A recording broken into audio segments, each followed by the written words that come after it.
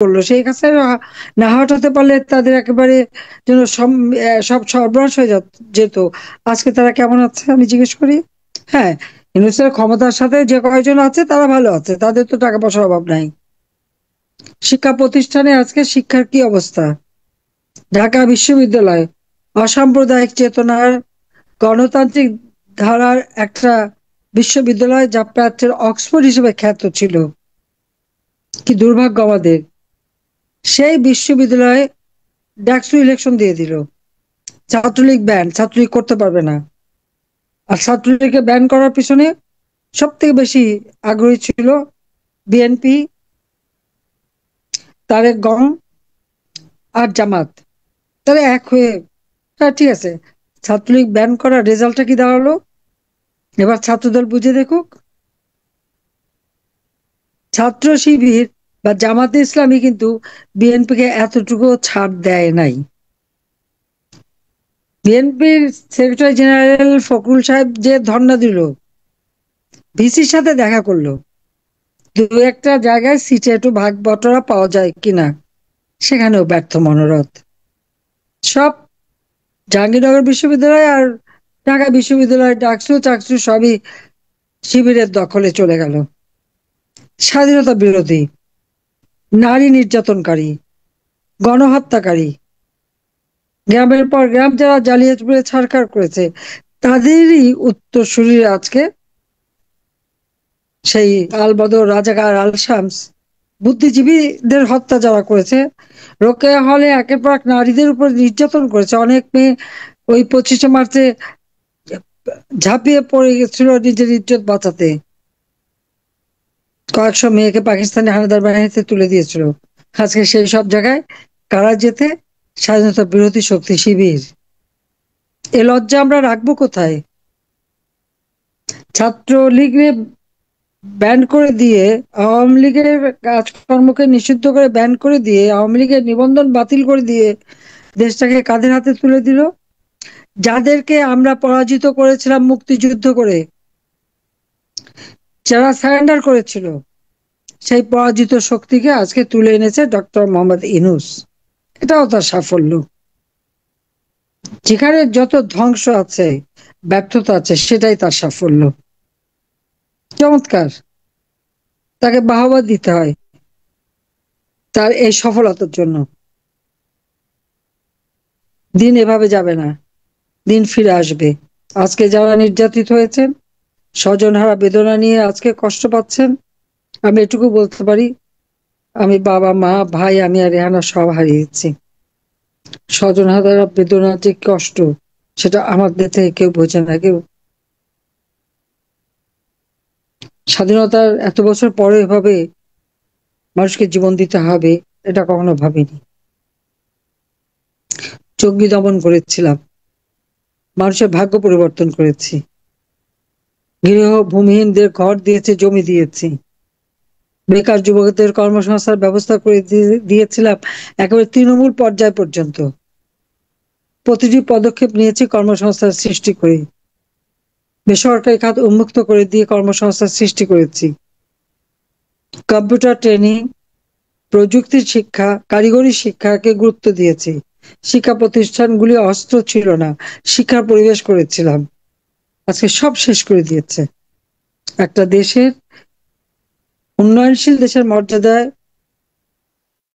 যে বাংলাদেশকে গড়ে তুলেছি, যে বাংলাদেশ বিশ্বের কাছে উন্নয়নের বিস্ময়, যে বাংলাদেশ বিশ্বটাকে, সারা বিশ্বকেই দেখাতে পেরেছে যে হ্যাঁ আমরা পারি, কেউ দাবায় রাখতে পারবে না। কি দুর্ভাগ্য আমাদের! আজকে মেটিকুলাস ডিজাইনের পরিচালনায় চক্রান্তের কাছে আজকে বাংলাদেশ স্বাধীনতা, সার্বভৌমত্ব, বাংলাদেশের সমস্ত অর্জন সম্পূর্ণ ধ্বংসপ্রাপ্ত। দেশ বিক্রি, সমুদ্র বিক্রি, সব মুচলেখা দিয়ে ক্ষমতা দখল করে ইউনূস ধ্বংসলীলায় মেতেছে। এদের হাত থেকে দেশকে রক্ষা করতে হবে। যার যা আছে তাই নিয়ে সকলকেই প্রতিবাদ করতে হবে, প্রতিরোধ গড়ে তুলতে হবে, এবং আমাদের দেশকে এই স্বাধীনতা বিরোধী শত্রু, জঙ্গিবাদের নেতা ডক্টর মোহাম্মদ ইউনূস এবং তার গং এদের হাত থেকে মুক্ত করবার জন্য সকলকে আমি আহ্বান জানাচ্ছি। আমি আছি, যত দূরে থেকে আমি আপনাদের পাশেই আছি। আমি দেশের মানুষের মাঝেই আছি। সব হারিয়েছে তো, হারাবার কিছু নাই, পাওয়ারও কিছু নেই, কিন্তু দেশের মানুষের ভাগ্য পরিবর্তনের জন্য দিনরাত অক্লান্ত পরিশ্রম করেছিলাম, সফলতা এনেছিলাম। কিন্তু আজকে তা যে ধ্বংস করেছে তার বিচার ইনশাল্লাহ বাংলাদেশে করব। যে কয়জন মানুষকে হত্যা করেছে প্রত্যেকটা হত্যার বিচার হবে। যত বাড়ি ঘর, ব্যবসা প্রতিষ্ঠান, গরুর খামার, মুরগির খামার, পুকুরের মাছ থেকে শুরু করে সব যারা ধ্বংস করেছে প্রত্যেকটা জিনিসের হিসাব নেওয়া হবে। ইনশাআল্লাহ সেই সুযোগ আমরা পাবো। জনতার শক্তি হলো বড় শক্তি। আমার আর কেউ নাই, উপরে আল্লাহ আছে আর নিচে বাংলাদেশের জনগণ আছে। এই জনগণকে নিয়ে এগিয়ে যেতে হবে এবং তাই করব। ইউনূস আমার বিরুদ্ধে অপপ্রচার চালানোর জন্য, আমার পরিবারের বিরুদ্ধে অপপ্রচার চালানোর জন্য অনেক টাকা খরচ করছে। কালকে ওদের ফাইন্যান্সিয়াল টাইমস এর এক পত্রিকার মধ্যে আমার বিরুদ্ধে কত 20 মিনিটের একটা নাটক তৈরি করেছে। আমি কি মিলিয়ন মিলিয়ন ডলার একেবারে বিদেশে পাচার করেছি। আমি চ্যালেঞ্জ দিচ্ছি, ওই অপপ্রচার করে বলতে পারেন, কিন্তু টাকা কোথায় পাচার করলাম, কার টাকা পাচার করলাম, কিভাবে পাচার করলাম সেটা তাকে বলতে হবে। সেই সাথে ইউনূসের নিজেরটাও বলতে হবে। 6,000 টাকার কেরানি, 6,000 টাকার কর্মচারী, গ্রামীণ ব্যাংকের বিলিয়ন বিলিয়ন ডলারের মালিকটা হলেন কিভাবে, সে জবাবদিহিটাও সাথে সাথে করতে হবে।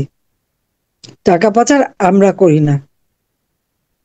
ইউনূসের ইউনূস যখন ওই বিদেশ টেনে নাই, তার বহু আগে আমি বিদেশে ছিলাম, আমার স্বামীও সেখানে চাকরি করেছে, পড়াশোনা করেছে, পিএইচডি করেছে। বিদেশের সম্পদ আর বিদেশে থাকতে গেলে অনেক থাকা যেত, আমি কিন্তু থাকিনি। আমার দেশের মাটি, দেশের মানুষই আমার কাছে বড় ছিল। হ্যাঁ, গেছি, আবার চলে আসছি। কিন্তু ইউনূস কি করছে, বাংলাদেশে কোথাও কোনোদিন কোনো মানুষের জন্য একটা পয়সা খরচ করেনি, কিন্তু বাইরে ঘুষ দিয়ে বেরিয়েছে, দেশের জন্য দেয়নি। দুর্যোগ দুর্বিপাকে কোনোদিন না। মনে করে সব আন্তর্জাতিক একটা ইমেজ তৈরি করে সে ক্ষমতায় থেকে যাবে, তার আসল চেহারা, তার বিভৎস চেহারা, তার ওই বিভৎস যে মানসিকতা আজকে সারা বিশ্বের কাছে উন্মুক্ত হয়ে গেছে। যার জন্য দুর্ভাগ্য হলো যে বাংলাদেশের অনেক মানুষের বিদেশে মানে ভিসাও বন্ধ হয়ে যাচ্ছে। বাংলাদেশের যে ইমেজ আমি গড়ে তুলেছিলাম তা ধূলিসাৎ হয়ে গেছে। কাজে এর হাত থেকে দেশকে বাঁচাতে হবে এবং বাঁচাবো ইনশাল্লাহ। সবাই ভালো থাকেন, সুস্থ থাকেন। দিন আসবেই, হয়তো সাময়িক কষ্ট, কিন্তু এভাবে চলতে পারে না একটা দেশ। আমাদের বাংলাদেশ লাখো শহীদের রক্ত দিয়ে আমরা স্বাধীন করেছি। কাজে এই স্বাধীনতাকে কেউ নস্যাৎ করতে পারবে না। জাতির পিতা ৭ই মার্চের ভাষণে বলেছে, কেউ দাবায় রাখতে পারবে না, কেউ দাবায় রাখতে পারবে না। বাংলাদেশ আবার ঘুরে দাঁড়াবে। বাংলাদেশ ওই 2041 সালে স্মার্ট বাংলাদেশ গড়ে উঠবে। আমাদের তারুণ্যের শক্তি বাংলাদেশের অগ্রগতি। সবাইকে ধন্যবাদ। জয় বাংলা, জয় বঙ্গবন্ধু, বাংলাদেশ চিরজীবী হোক।